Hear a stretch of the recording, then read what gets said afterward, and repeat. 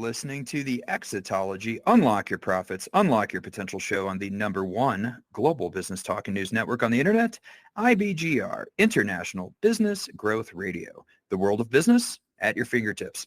I am Jason Wally Waldron, the secret weapon behind owners, founders, and CEOs of blue-collar and industrial companies who apply Exitology to grow faster and maximize the value of their business. When these owners feel trapped in their businesses, we apply Exitology so you can buy back your time and freedom.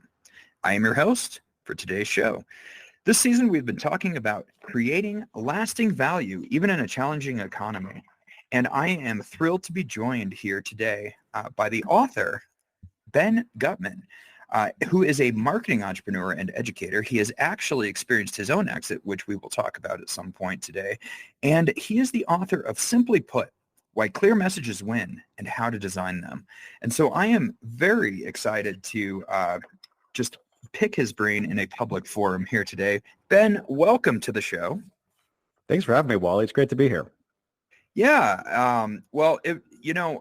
A mutual friend of ours introduced us and said, "Hey, you all got to get Ben onto this show." And there's so many things that we can talk about, but I think let's really go back to some of the essences of things, because ultimately what we're doing right now is communication. How people move forward is communication. How people talk and think about their own life is communication, whether it's self-communication or, to other human beings. And so let's just start there with communication. What happens in communication, and what does good communication, bad communication look like? Just take us through all this. Oh yeah. So communication is it's the fundamental act of being a human, right? Is how we communicate with each other, how we communicate in a written sense, how we communicate in a spoken sense, how we advertise is a big part of business, how we manage is communication, how we teach is communication. All of it boils down to that, right? And when we do it well, great things happen. But when we do it poorly, and when we fail to communicate, well, it's the #1 cause of divorce. It's the #1 cause of aviation accidents, #1 cause of healthcare accidents. It can ding company values. It can cause legal problems. All of these things can happen when we don't effectively make sure that the message is getting from kind of that point A to that point B, which sounds like it's really easy, but we're in an environment that is pushing against that all the time, right? The average American consumes 13 hours of media a day, right? And we're getting blasted with all sorts of messages and communications. Part of that, but most things we kind of filter out and we don't necessarily hear them. So it sounds like it should be something we're really good at, but we often really have a pretty hard time when we're tasked with doing the sending, of doing the communicating. So is it almost like we have more information coming at us than ever before, but less valuable information? Like what is actually happening here? Why are there so many breakdowns in communication? I mean, that's really at the essence of what you've discovered. Oh, absolutely. So yes, that's 100% true. It's not a particularly novel insight to say that there's a lot of noise, right? With the stuff that we're seeking out, and the stuff that is kind of being blasted at us from advertising and warnings and this and that. But when you distill all of this, when you look at just kind of the first principles here of what is communication, it's getting from a sender to a receiver, right? Okay. And the sender can be an advertiser, can be a advocate, a politician, a teacher, anybody who has something they want to say. And the receiver is the voter, the donor, the buyer, the student. That's all those things on the other end. So how do we connect those two? The problem is, when we're a receiver, we want communication, we want to hear messaging that is built differently than how a sender is apt to send it. We want something known as fluency in our messaging as a receiver. So what is fluency? We know that word as, in the common sense, right? That can be fluent in English or Spanish or Mandarin. It can be fluent in a lot of different things. It means flowing, the original kind of Latin root for it. Where things are fluent, things are easy. And if you ask a cognitive scientist what they mean by fluency, what they mean is it's easier to take something from out in the world, stick it into your head, and make sense of it.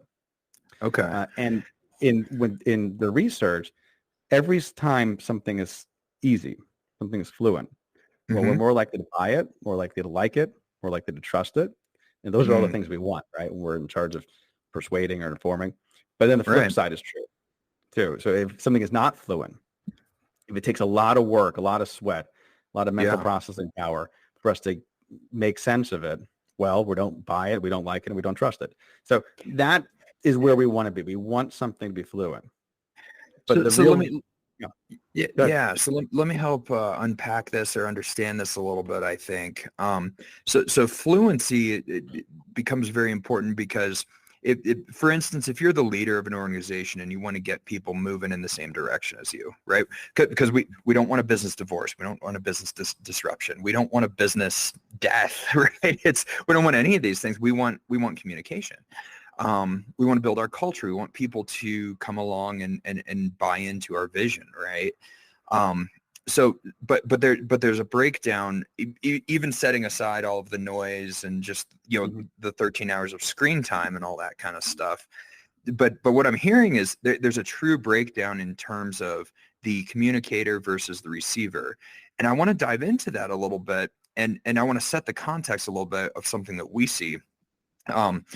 We see that oftentimes a good leader, a strong leader who is clearly sharing the vision of the company and sharing where they want to take this company, oftentimes it will still take 12 to 18 months of essentially repeating themselves until people just start to even understand what they're trying to impart onto them. And so within that, right, so that's a very real lived experience situation, speaking about the problem or that gap that you just identified. What's going on there? Oh, yeah. Well, the gap happens because while we want something to be fluent as a receiver, when we're a sender, we have all these forces pushing against us to get us there. Internally, in our own heads, we have something known as an additive bias. Right? So we are more likely, when we're asked to change something, to make something, to add instead of subtract. We're more likely to add words and slides and pages. That's one of the mechanisms inside our head. The other piece of this is external. So you mentioned all these different stakeholders and these complex environments, lots of forces pushing every direction. Well, all those forces end up pushing in the more direction oftentimes than otherwise. Okay. So, because you get your name in the paper for building something, not for tearing something down, right? And that looks good in your resume and your LinkedIn. It looks good when you're putting that business proposal out there. You want to put the more. So internally and externally, we're pushed to be in this other spot. And so in that gap, that's where a lot of communication falls, is that we will say something and we'll write something, pitch something, and we just can't get it to the level of simplicity that we want to, that as the receiver, what our audience really wants and needs to hear. Okay. And you, in your book, you have a number of different examples of businesses who really have led with simplicity and you've proven examples of why it matters. And just one of many of I'm going to throw out actually two of the examples that stuck with me. One was the one that we've all heard. It's Nike, just do it. Right. And it's a very powerful slogan. We've all heard this thing for 35, 40 years now. And like, if you're into sports and you even halfway like anything Nike related, that gets you pumped up to do something, right? It's a very good, it's a powerful slogan. So there's that on the one hand, right? And I'll let you unpack that in a second. And then the other example that you used that I thought was really interesting was you actually measured the difference between easy to recognize stock ticker symbols versus ones that are just a little bit harder to recognize. And so Disney is DIS, and it's easy to remember that because those are the first three letters of the word Disney. And so, Walmart's WMT and all this kind of stuff. So there is an actual value you can assign to these things, but how do these companies, how did Nike arrive at this very simple thing that they've been able to ride for 40 years? It's not like, they came up with that in 1978. Like took a long time, right? Oh yeah, absolutely. If that's a very potent piece of communication. It's funny though you mentioned that, because if there's any regret I have about the book is that I led a little bit too much maybe in the beginning of some of these slogans, because it's a lot of work. There's huge agencies and teams that try to derive at that kind of atomic piece, but and it's obviously very important. But what happens far more often than making a slogan is that you're writing an email, is that you're putting a proposal together, is that you're putting a deck together for something. Great point. And that, I think, is actually where this this framework that I've identified here is more applicable. I think that it certainly helps when you're talking about slogans. I have a bunch in the book that I talk about. But as I've been talking to more people and helping to put this into action, I have seen firsthand how it is more valuable in kind of these other arenas than just that advertising piece. And then I want to make sure I hit on the other piece there you mentioned. So that's a bit of research that I wasn't the researcher behind that. It was a couple of folks whose name I forget, but I'll be sure to link it somewhere. That's an example of fluency. So they looked at the IPOs of all sorts of different companies that had different all these stock symbols. And she mentioned Disney, like DIS, Diz, Google is Google. And they looked at the companies that had a pronounceable ticker symbol, which is more fluent because it's easier for you to hold in your head. You don't have to remember the letters, you can sound of it.